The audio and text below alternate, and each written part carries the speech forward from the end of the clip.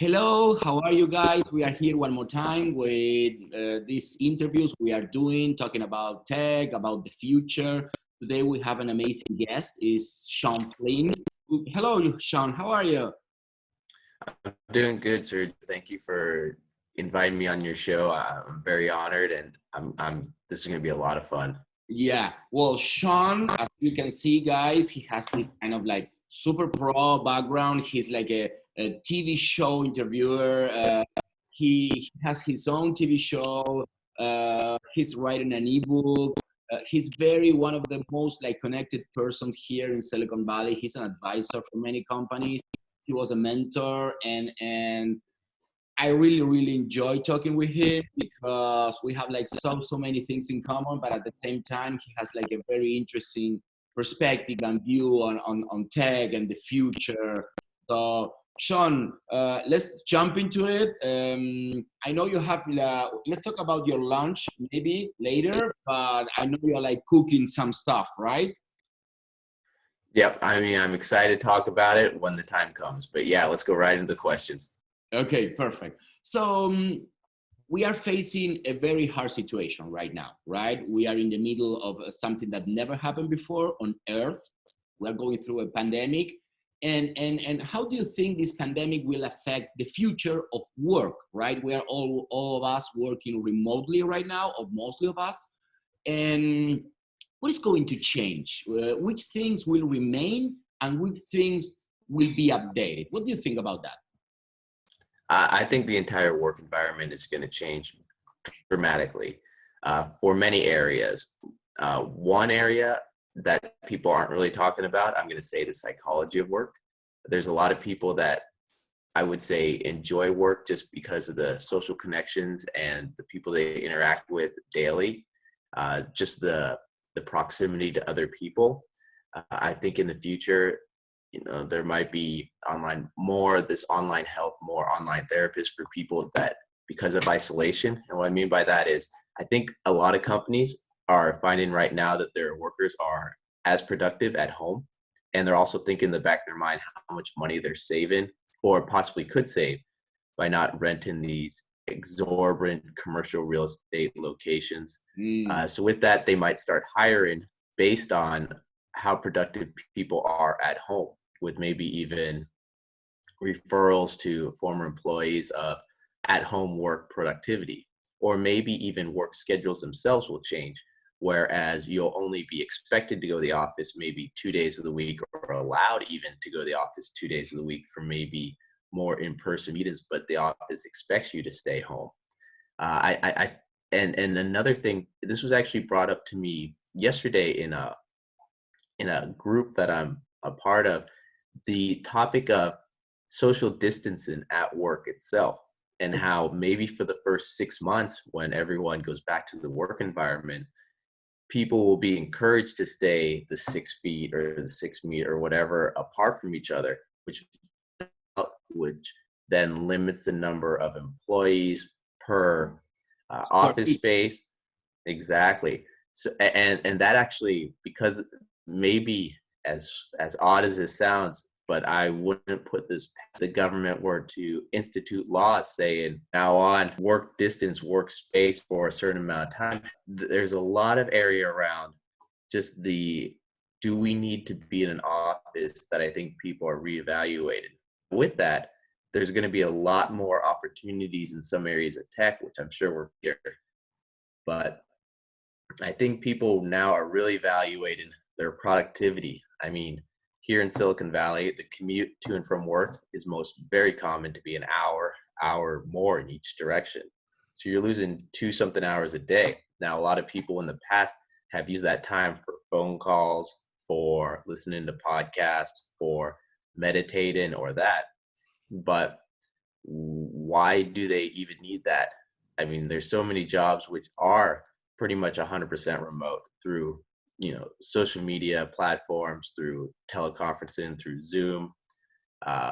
There's a lot of areas of work, I mean, we've seen with the gig economy, all the freelancers that are able to be very productive and really never be in an office. So I think overall, just the whole concept of having to go to the office is going to be rethought. With that, also how close do I need to live to my work is going to be thought about. I know also, I mean, the Bay Area here is so expensive to live. People would love to live an hour or two further away from the city, where they can actually have a backyard, where they can have room for a dog for their kids to play and be able to live comfortably off their salaries. So, I mean, I can't if that makes sense. And I mean, even in another group talk I was in the other day, just how many people were saying the different jobs that robots could replace and how companies are now actually rethinking that as an alternative.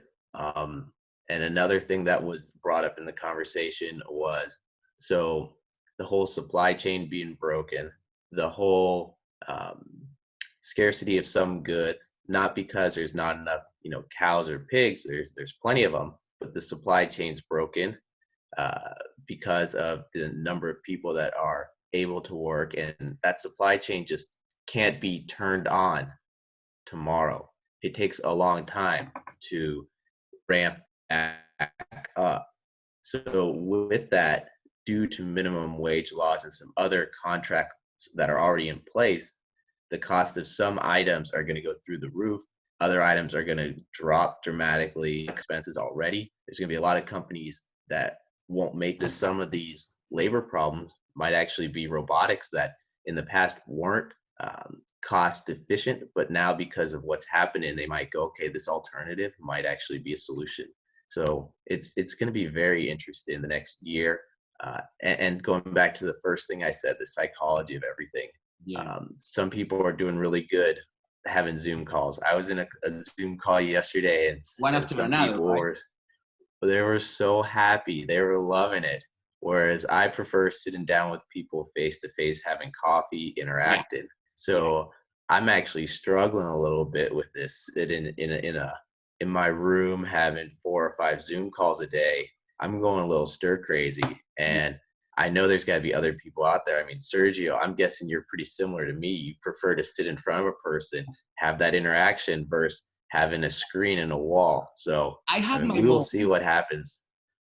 Yeah, I would say it's all of this. It's interesting, all the topics you jump into it, because all of them, they were kind of like trends in the past, right? It's like, oh, there are people working in doing remote job, and maybe it was like a test, right? Maybe 1 day a week, 2 days a week, and people who is trying to avoid trips and scheduling like those calls, and so like all of these things, they were already there, but now this situation is kind of like forcing to like, okay, we need to work like that. That was kind of like, okay, like a test, or just to try, or some startup working on some companies working doing these kind of things, and now it's like, okay, we need to like, oh, and we always have this thought, right, where a lot of people see a downside. Other, as you said, some companies are going to adapt, or actually they were prepared for these kind of like situations and take advantage of it, right? When some see downsides, others see opportunities and rise, right?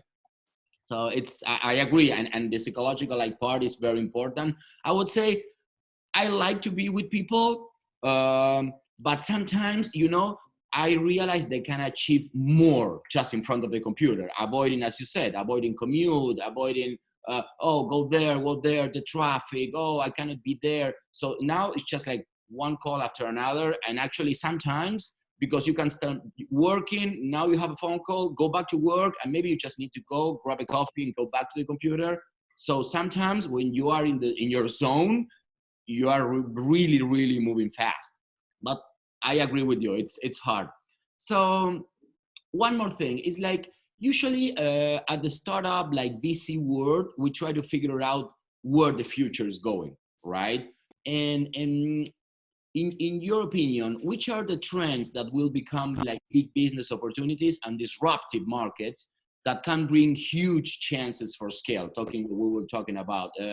So with this scenario, do you think it's easier to foresee what may happen in certain areas? You talk already about the supply chain, about remote work. What do you think about that?